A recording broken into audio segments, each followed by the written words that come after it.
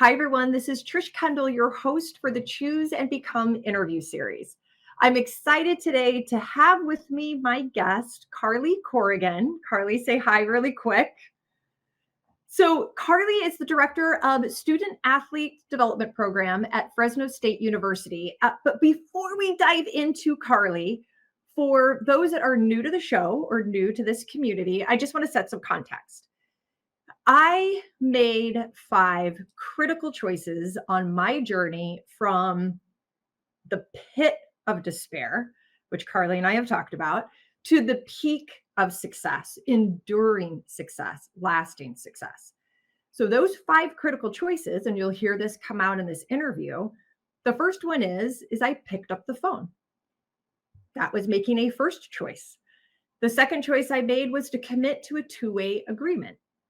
The third choice was to build trust in myself and then inspire the trust of others. The fourth critical choice was to create community and belonging. And my fifth choice was finally to embrace my boundless capacity to give love and to receive love. So in this interview series, I get to interview people I admire, people like Carlie, to get more lessons and stories and experiences to learn about their journeys to enduring success. So, without further ado, Carlie, will you share, especially with those who don't know you, a little bit about yourself? Yeah, so thank you, Trish, for having me on here today. I'm super excited. It's been a while since our first introduction, so I'm excited to be in your space and kind of share a little bit about my story. But I am originally born and raised in the Chicagoland area. I now live in California, and I'm super fortunate to be in the position professionally I am working for Fresno State Athletics. But in addition to that, to be in a place where a lot of what you just mentioned in those 5 choices have really been present throughout my early adulthood, and I think they have been critical in getting me to kind of where I am, even though in the moment they don't always seem like that's where you're going to end up. So I'm super excited to be here today. And yeah, thanks again, Trish. Well, how about this? So, Carlie, I feel lucky because we were connected probably about a year and a half ago by one of your athletes at the time. She was on the equestrian team, and she's like, "Oh my gosh, you and Carlie have to meet." And I was super lucky because we collaborated together as you were designing and executing what I think we can say was an incredibly or is an incredibly successful development program Bulldog built. And that will probably get infused in here somehow. But for sure, in that collaboration with you, I observed your definition of success. I observed how you want to and do elevate the success of those around you. And I observed that you went on a journey to success. And so, why don't we just start with everybody has their own definition of success, but for you, when you think about creating enduring success, what does that mean to you? Yeah. So I think that it hopefully is fairly similar to where I mentioned before to you when I think about that. But I think that for me, what enduring success really means is just the ability to continue to not only um, achieve kind of tangible outcomes, but also to continue to feel like you are satisfying your own drives and your own needs as an individual. So I think whether that's the power of the relationships in your life, personal, professional, kind of whatever that looks like, as well as making things come to fruition. So like you mentioned, a relationship that I had in naturally with a student athlete of being kind of in the position that I was as an administrator, and her knowing what I did and kind of knowing me a little bit very loosely. She then introduced me to you, and so I think that's the power of relationships and being able to share.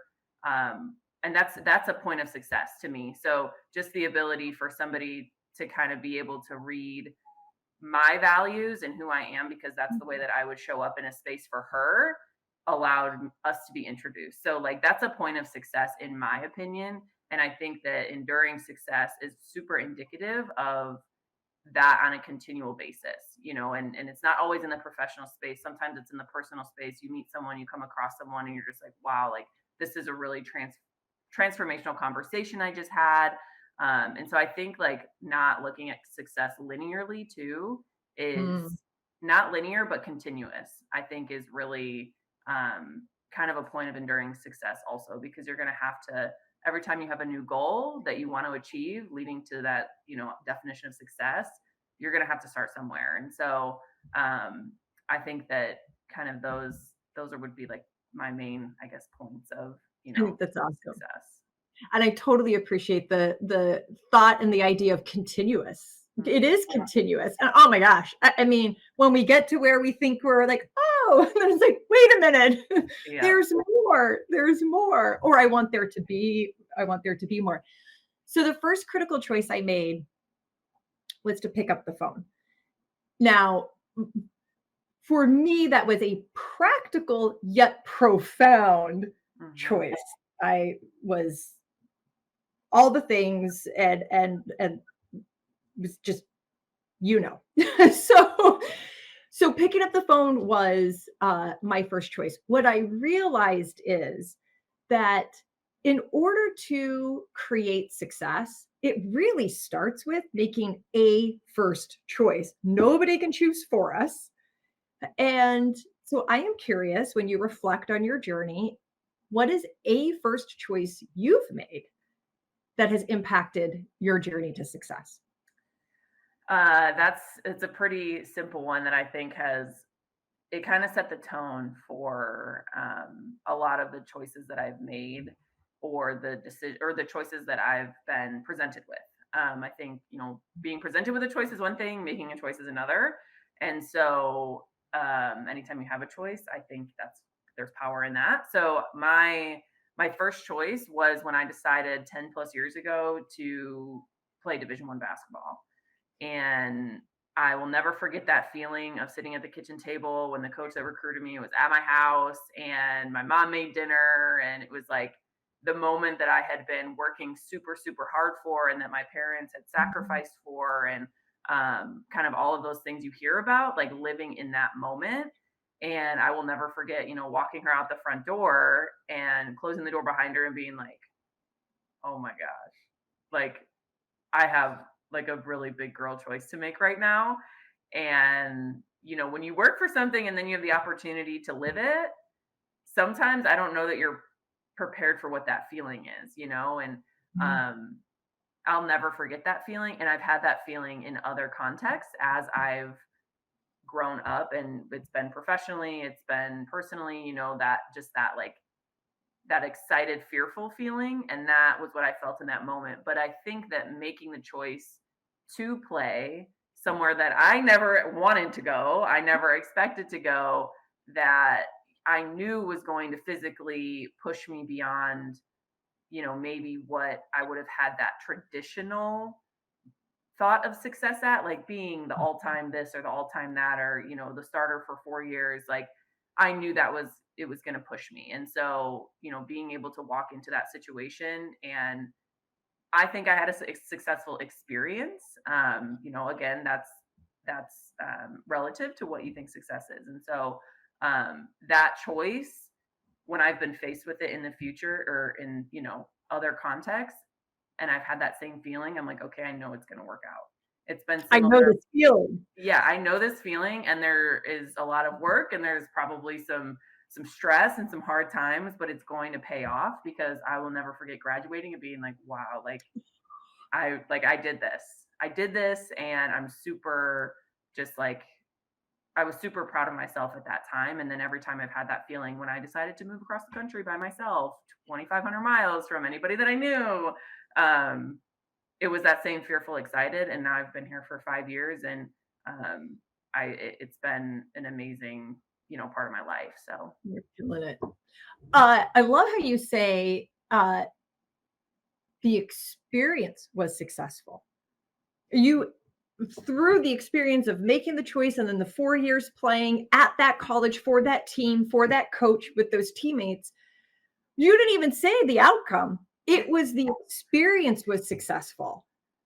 Yeah, And I think more times than not, we think about the outcome of versus the experience. Like the experience is the outcome. exactly. It is. And without that experience, I don't think that I would have been able to achieve the things that I have, statistically or whatever, however you want to, Mhm.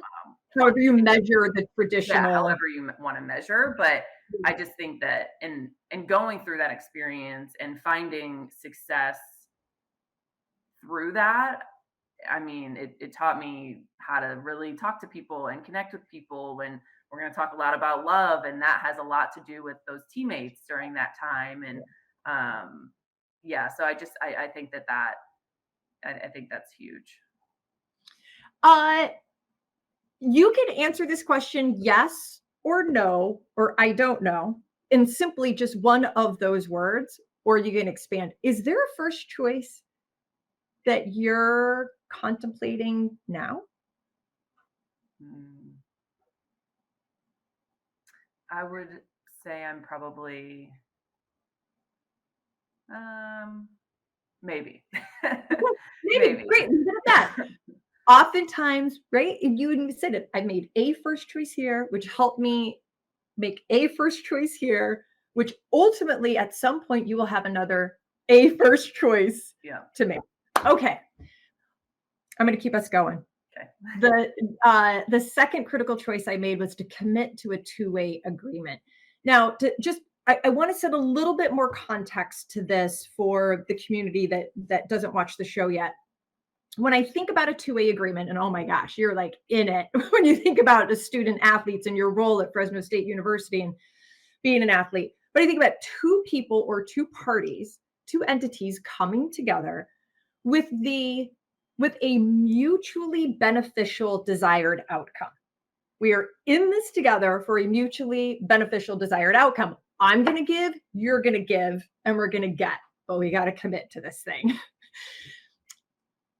I think we also enter into two agreements all the time, Mhm. informally or formally, but the power is when we commit to them. And what I experienced when I committed to the two-way agreement with my sister at the time when I was 21 was that actions that started with I have to do this transformed to I want to do this. Yeah. What is a two-way agreement that you've entered into that has made an impact on your journey? And what did you give and what did you get? Yeah. Um, I would say the opportunity to come to California in the first place for a job, that was, a two-way agreement with an employer Mhm. and myself, which is a very formal version of a two-way Yeah. agreement. But that is keep going because we Yeah, enter into this like it's yeah, two parties. You made an agreement. yeah. They hired me, and I wanted to be here, so that was kind of the agreement. But I think what it has given me, right? What it's given me and what I've Or yeah, yeah, keep going. Yeah, okay. what you gave, what you got, just your Yeah. perspective on how it's impacted you.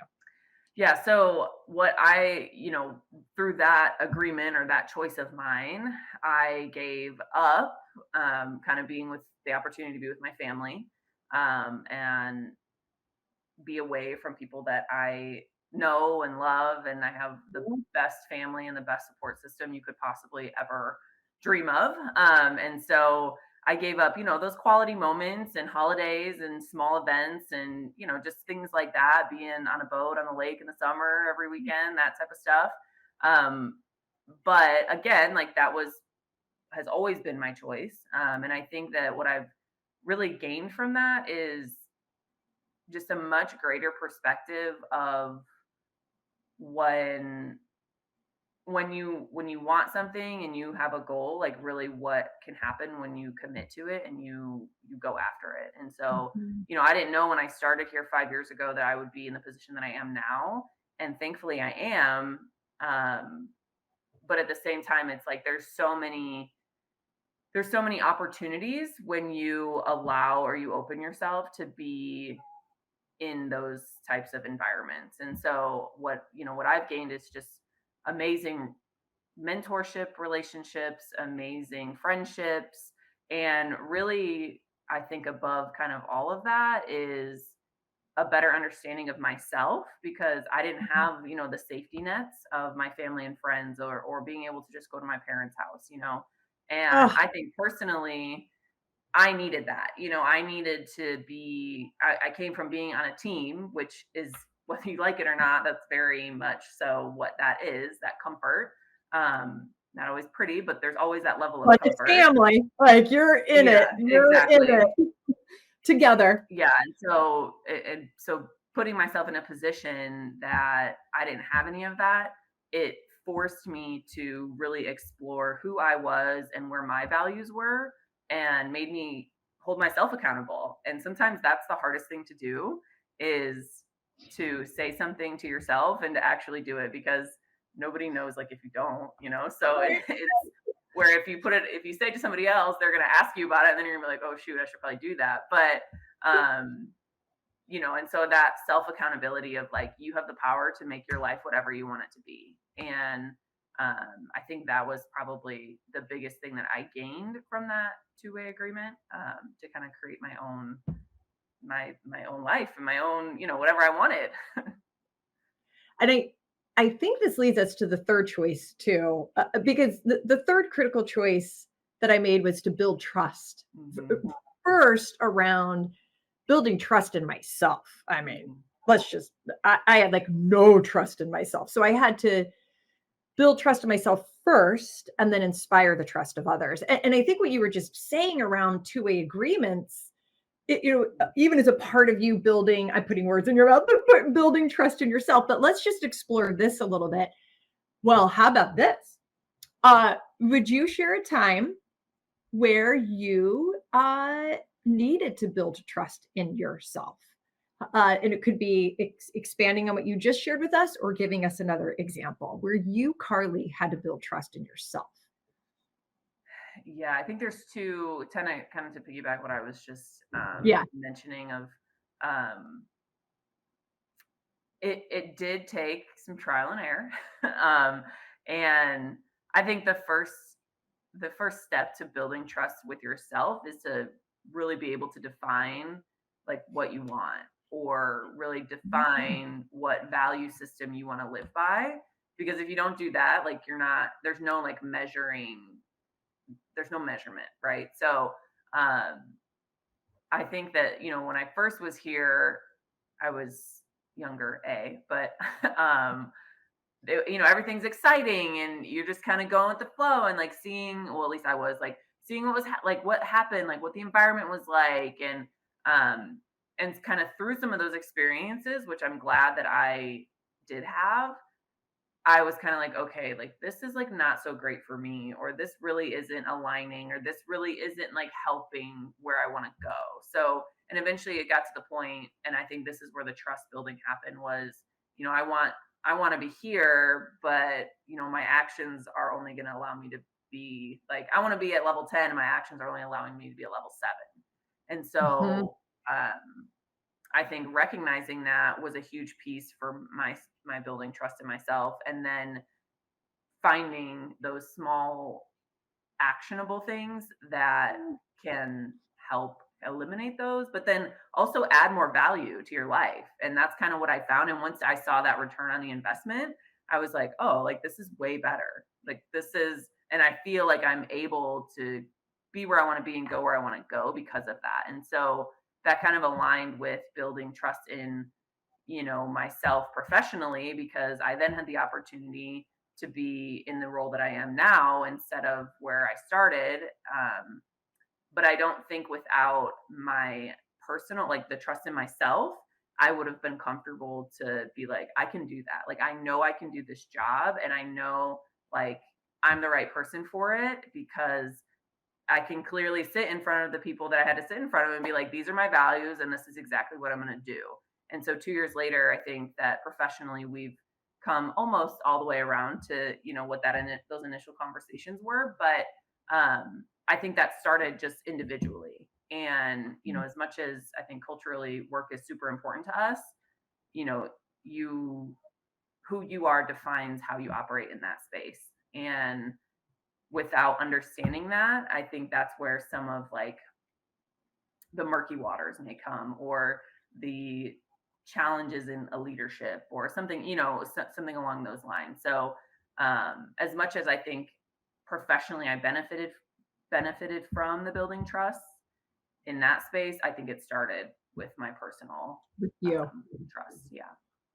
And isn't that a core part of Bulldog Bill in working with student athletes on identifying their value system? And I have that right because I remember Yes, that really driving you and saying, "Hey, it starts with you." And it so is. have you been able to see this kind of manifest itself with these student athletes that you're helping to guide?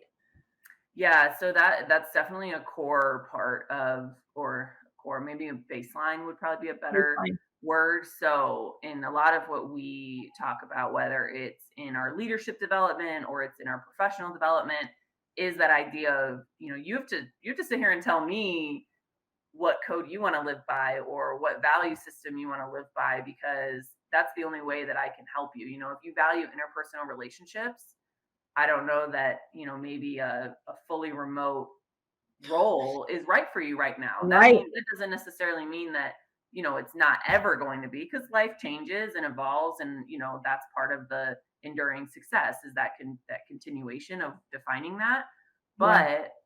But, at that moment, right when you're done being part of a team, or right when you are freshly graduated and you don't have that fun college environment anymore, if you're going to sit there and say, I value interpersonal communication and connection, well, then we need to like really go off of that, because now you're not only going to get into like a value disalignment, but now we have all these other layers of athlete identity and kind of the post playing mental health challenges that a Mm, lot of student athletes feel.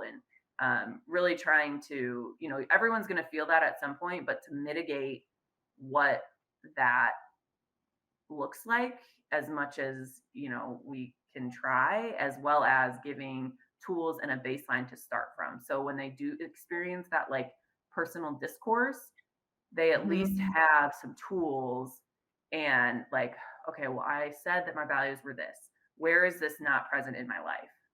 Or have my values changed a little bit, and that's okay Yeah. too. So being able to provide those skills and even the language of like, well, clearly this is why you and so might be having, some sort of like miscommunication, is because Mhm. that's important to them. It's not important to you, Yeah. so just some of those like really, I think, impactful conversations, and kind of setting the tone of the importance of that. And I think we've seen that a lot in when they're looking for positions or roles. That's something that I kind of always go back to is, what about this is, at the very minimum, if they don't have it in their company statement, like we need to really think about that. Or, not to say that's not the right place, but now you need to ask specifically about that because you've identified it as important. And so that, Yeah, right. yeah, that goes into the, kind of advocacy and the trust building thing. Like this is what I know is important. And so I need to trust that I can ask and get the response that is going to be best for me. Mhm. And it helps maybe be a compass if I'm networking with people, if I'm Mhm. interviewing, it gives me an internal personal compass to actually know where to go. Okay, I'm going to take us a step back really quick because I want to grab something before I ask you another question. When you were talking about building trust in yourself and actually that inspires the trust of others, you said making small actions, taking small actions. Do you remember any of the small actions that you took, and or are there any that you take today? Just small Mhm. actions. Yeah. I know. Um, I'm making you think here again. I think that I think in the previously, one of the small actions was probably uh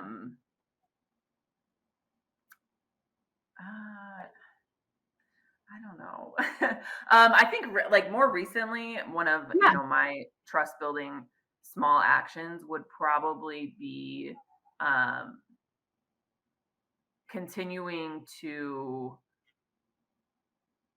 kind of check in with myself, because I've identified previously, like, I can get very ahead and like wrapped up in Mhm. what I'm doing, or, kind of what's going on, which is great because that's a level of commitment, right? But at the same time, I would always, experience this big like fall off. So it was kind of always like an ebb and like high, low, high, low, high, low of just like energy level. And so I think that now I'm much more cognizant of like, okay, there's been a lot going on, and that's great. Like, I'm somebody that needs to be busy and I thrive in kind of like organized chaos. Um, but also like making sure that I'm not wasting kind of recharge time in an environment that's not going to like recharge me, number one, or it's not going to add any sort of like value, if that makes sense. So It does. instead of like maybe going out on, a weeknight or whatever, it's like just taking that little extra time to go on a walk, or maybe going on a walk and then going. So there's kind of like a better balance. Um, Mhm. that's something that I've really kind of in the last probably year and a half or so, like been a lot more cognizant of. Great. And we could all take that. Yeah. Like check in with Yeah. yourself, like literally a moment. I think that's a small action that if you really do it can change the trajectory of your day and Yeah. then your week and then whatever. So thank you for that. All right, I'm going to keep going with trust though. And I know we need to move forward, but I want to keep going here. How do you inspire the trust of others? My biggest way of doing that is just being consistent, and being consistent and showing up. And I think when people know exactly what they're going to get from you, it's a lot easier for them to trust you. And we all have bad days, and we all have, days that we're off, or we don't have that like crazy amount of energy or charisma or whatever you want to call it. But I think on a consistent basis, to just know that, this is, I'm going to Carlie and like this is what I'm going to get. And so I think that the consistency piece, and then, following through and following up with what you say. And that was something that I kind of learned that not that is harder for some than others, and I don't know if that's because there's a level of fear when you say you're going to do something and you don't exactly know how you're going to do it, but it's possible. And then, like, some people just don't do it. But for me, and I think that goes back to my parents, I said I have the best support system you could dream of. And that's something that my parents always kind of have told us. And we always saw like embodied was like, just show up, even when you might not like 100% feel like it. There's so much power in just being present for people that expect you to be their number one and want you to be there. And sometimes when you don't want to do something and you do it, you end up being re-energized through that experience. Mhm. So I think really just the consistency point, um, and sharing what your values are with other people. And when you're able to do that, they know, again, like they know exactly what they're going to get from you. And my friends always give me a hard time, like, I've avoided telling you this because I know you're going to tell me the truth. And but they know that, and so that there's a point of trust, and a point of trust that it's coming from a place of love and a place of like, I don't want you to feel like this, so I'm telling you what I see from my perspective. um but also to be able to hear those things in reverse, I think, is really important. And so having people that will tell you the truth, just as much as I try to be a truth teller, Yeah. is just as important.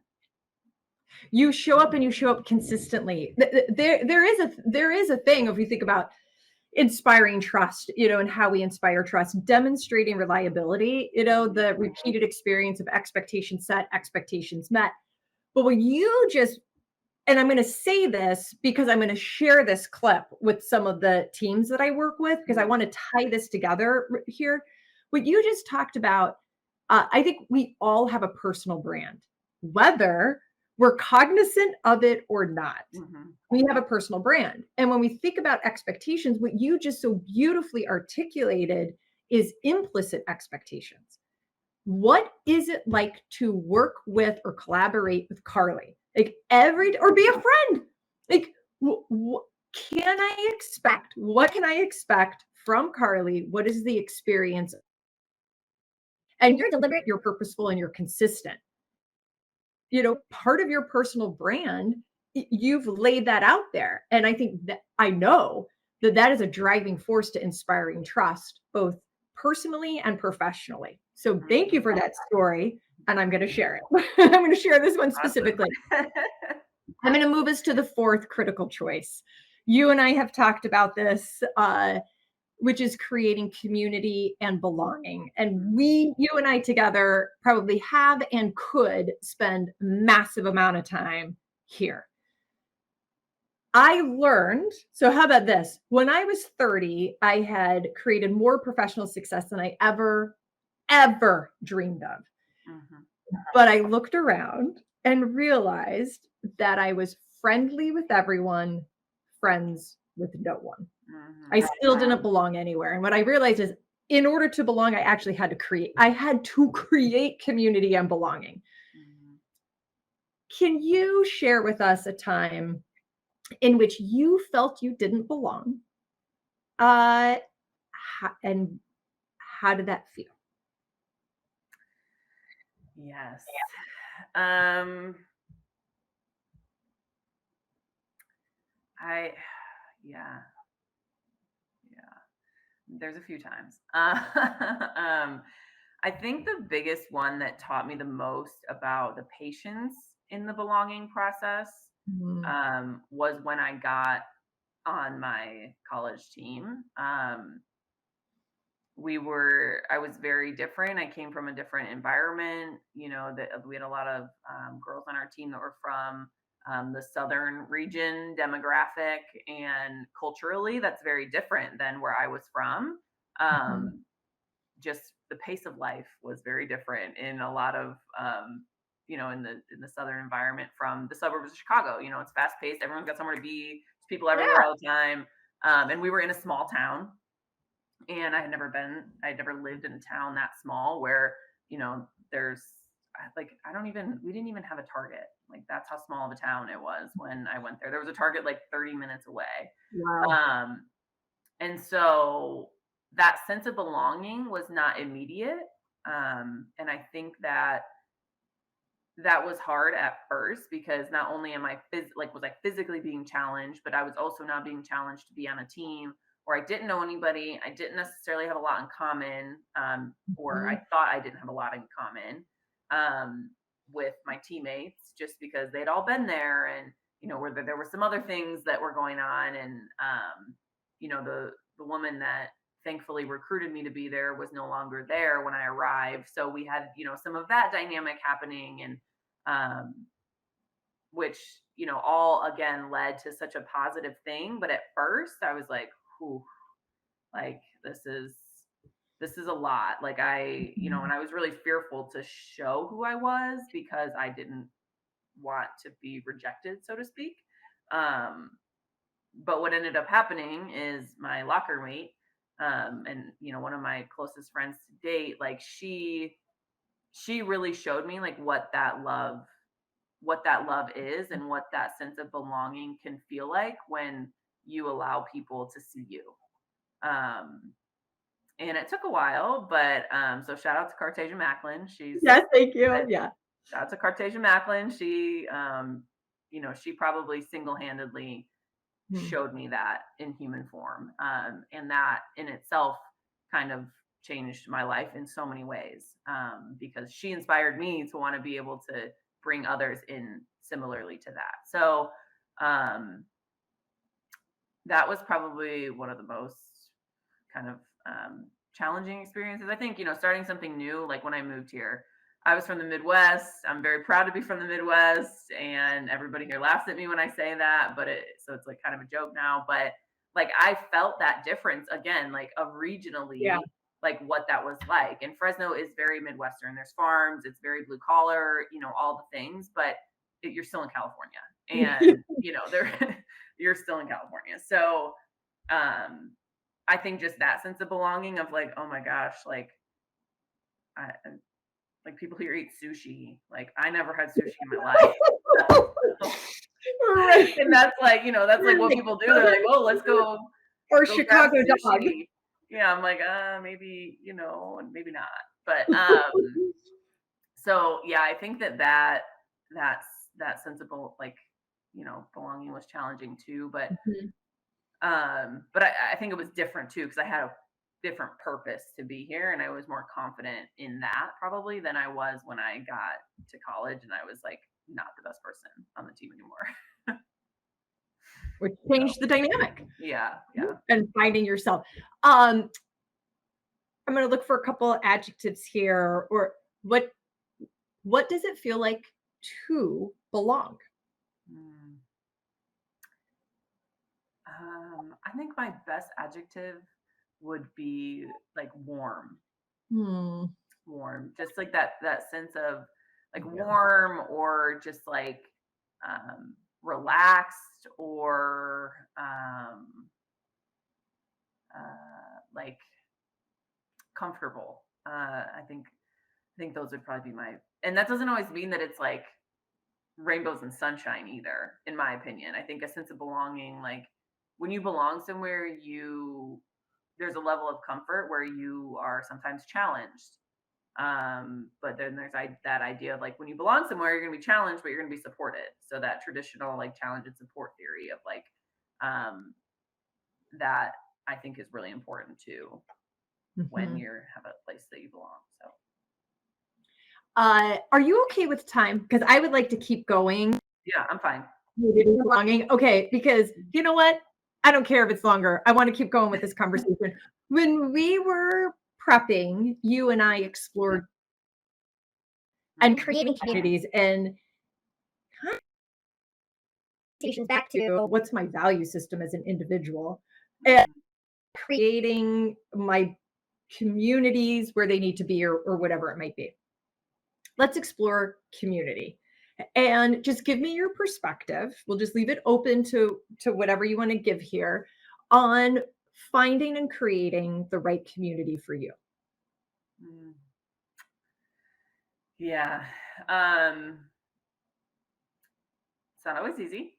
That's my perspective. It's not always easy, and I think going into it knowing that it can change is really important too. So, Mm. um, knowing that it can change and it can evolve, but also really considering what you're building it on. And I think that I learned that a little bit in the hard way when I first got here because I was looking for any community, right? And that was a huge part. There's some positives that came out of that.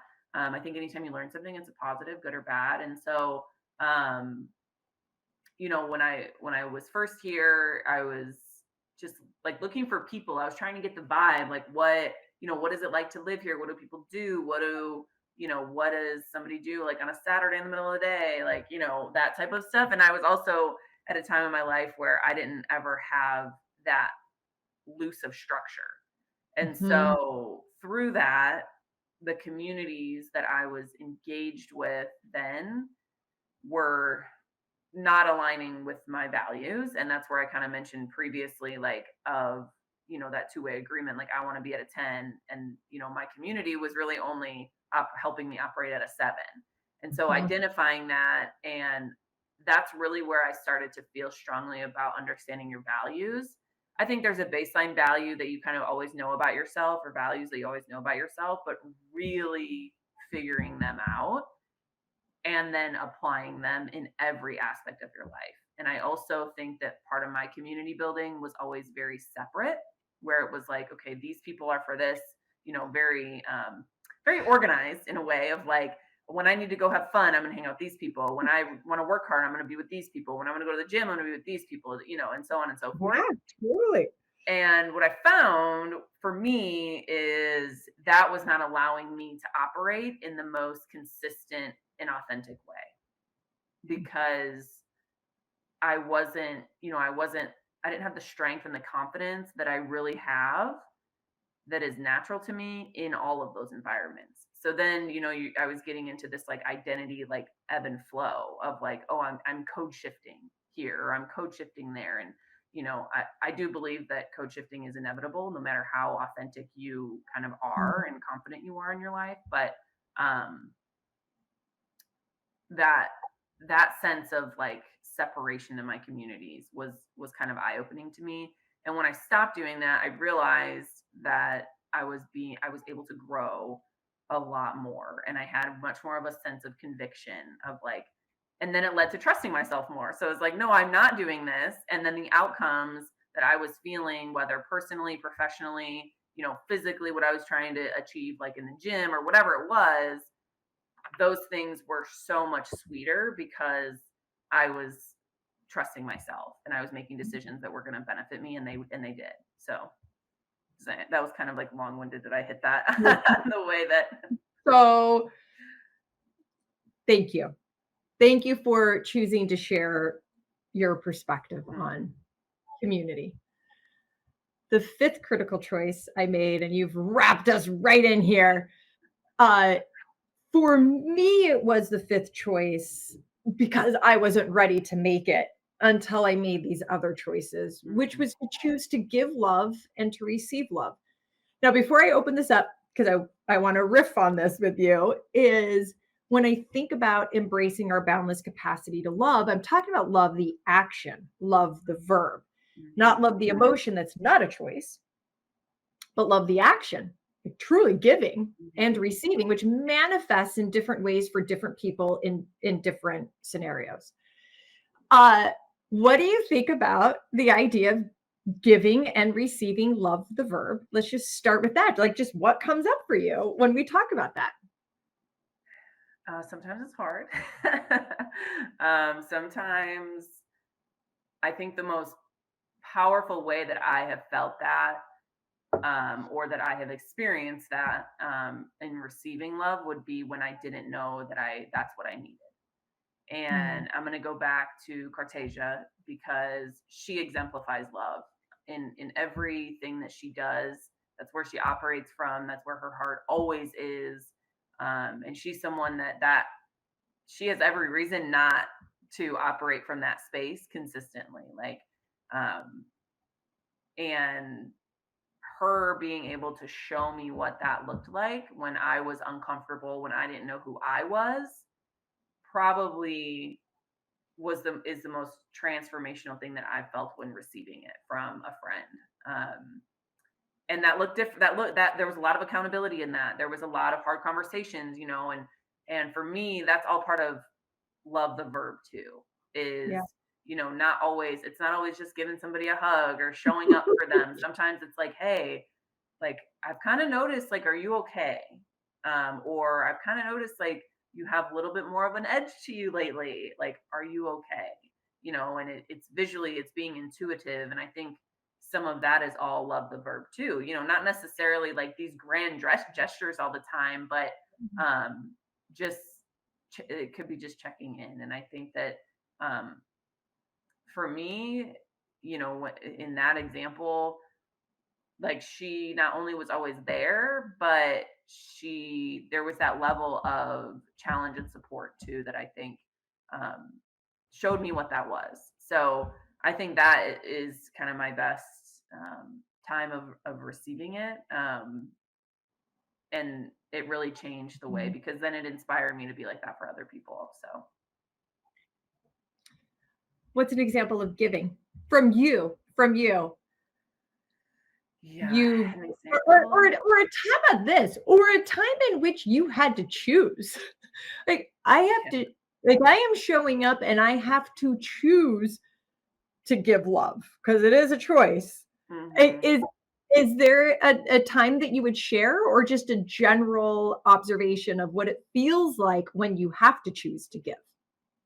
Yeah, I think sometimes that is not always easy, especially when, you maybe just don't have quite the capacity to get there at that moment, or whatever that kind of looks like for each individual. But I think that for me, choosing grace and choosing love, in the way that, I operate, is it's kind of like, I don't know how to explain this, but I think it's in like it's just in the threads, and sometimes like that can be hard because when that is, where you want to operate from, sometimes people aren't ready to receive that.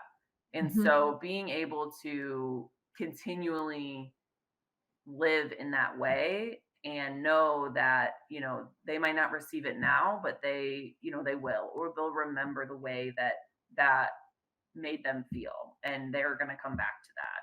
And so I don't know if I can think of an exact No, example, you but don't. That just what you said. yeah, I mean, literally, when you say that, I think about my sister's choice to continuously give me love until the day I chose to receive it by picking up the phone. yeah, yeah, She didn't stop choosing to give it. yeah, Finally, I chose to receive it. yeah. Thank And sometimes goodness. I think, yeah, sometimes I think that's hard because that also takes a level of patience.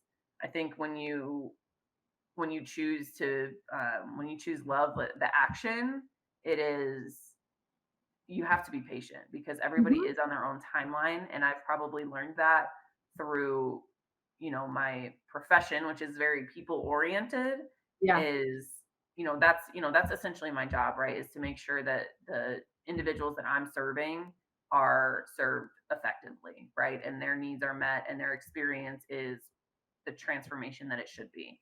yeah. And there's a lot of different, everyone's on a very different spectrum, and so there is definitely a level of patience of like, okay, they didn't get that, but I know that, by my standard, that is what should be happening, and or that is what I should have done in that instance.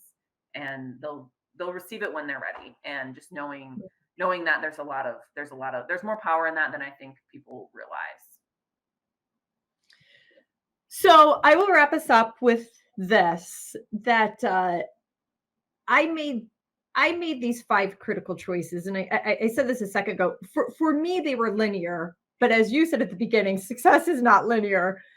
For me, these choices were linear because I needed to go through the process of making a first choice, committing to a Hmm. two-way agreement, feeling the success that came from that, building trust, feeling the success that came from that, creating community, and finally embracing love. But I believe now, with my whole heart of hearts, if we just start with choosing to give and receive love, then we would naturally commit to a two-way agreement. We naturally build trust, and we naturally create community and belonging.